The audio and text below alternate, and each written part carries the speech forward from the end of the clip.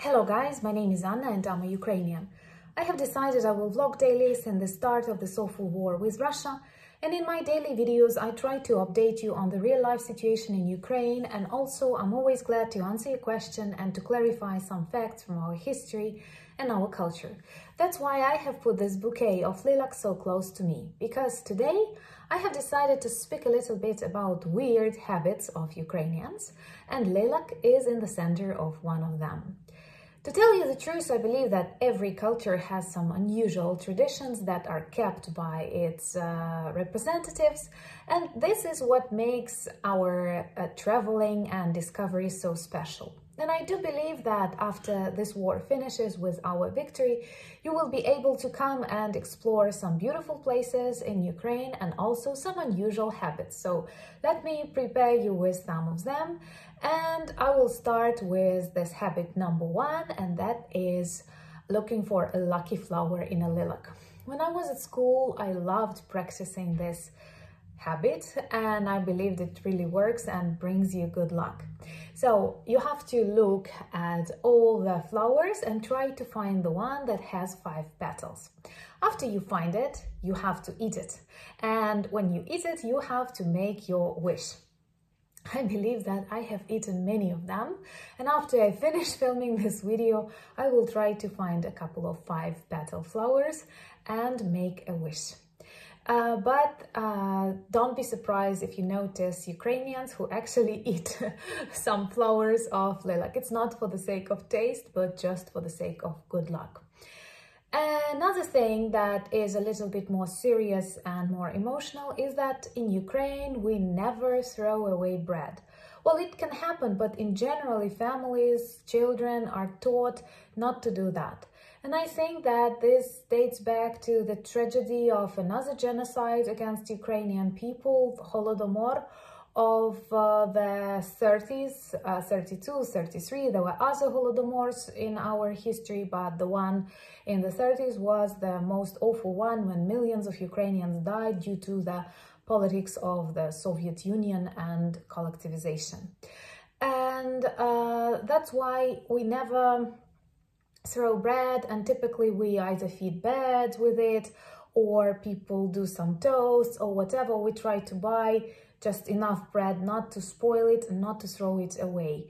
Also, in many families, you will be encouraged not to eat it with a fork, not to cut it, I mean slices into smaller slices, like because Ukrainians consider bread to be something sacred. Maybe it is also connected with our function in the world as a breadbasket of the world, so there is a kind of sacred attitude. And perhaps I will record a separate video on Holodomor, because there are lots of stories that must be told. There are lots of books, but still many countries know nothing about this tragedy of Ukrainian people. Another habit is that many Ukrainians, when they toast, of course in every country you have a specific word that you use, like cheers or egészségedre in Hungarian, or Prost in Deutsch, or other things. In Ukraine we also have this word budьмо, which can be translated something "let us be" or whatever, but it is also typical in many post-Soviet countries, in many Slavic countries, to say really long toasts. Like when you are tired to listen to it, and a speaker will enumerate lots of things, or maybe they will start telling poems. I personally hate it. It's less popular among younger generations, but don't be afraid when you listen to someone speaking like 10 minutes before you are allowed to drink a sip of your champagne. Another thing that might be interesting is that conversations, when you start a conversation, we talk about weather, we talk about politics. It is okay to ask about family status, and sometimes people are very persistent and they provide lots of advice, and this is something that you will rarely come across in other countries, but in Ukraine it's very typical that they will ask you are you married, how many children you have, why don't you have children, or why do you have that many children? So it's not like going into something personal, it's just very typical. But I'm not saying it's good. Not all Ukrainian habits are okay.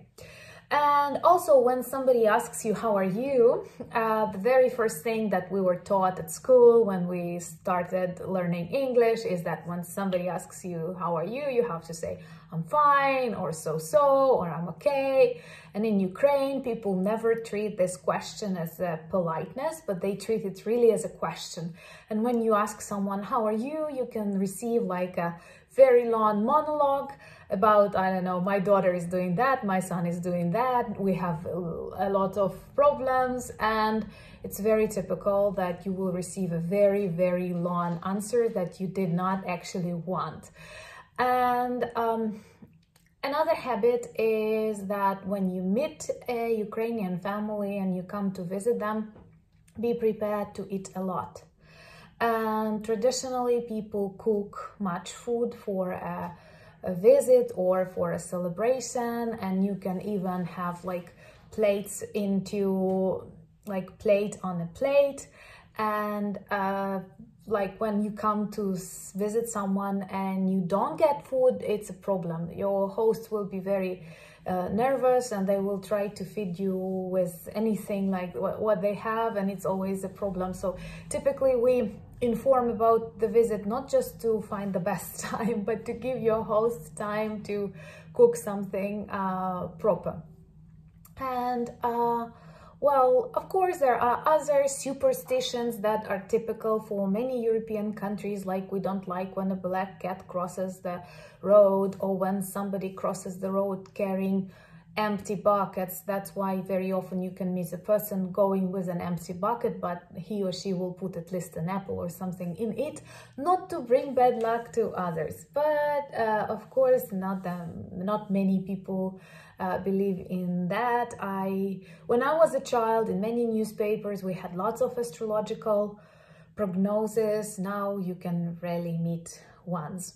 But of course, there are many others, and if you will like these stories, I will be glad to provide you maybe some different habits topically. But in general, I have come with this idea because of this beautiful lilac, and I love spring flowers, peonies, lilacs. They are everywhere today in the streets of Ukraine, in those areas where you can buy them.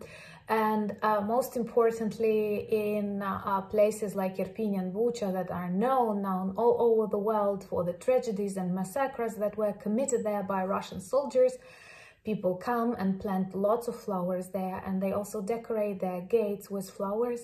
And all of these cities are now in blossom, because we have to be able to revive, to bring back to life our land and our beautiful country.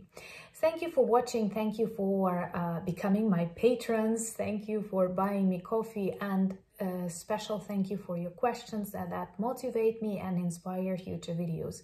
If you like, please subscribe. Slava Ukraini!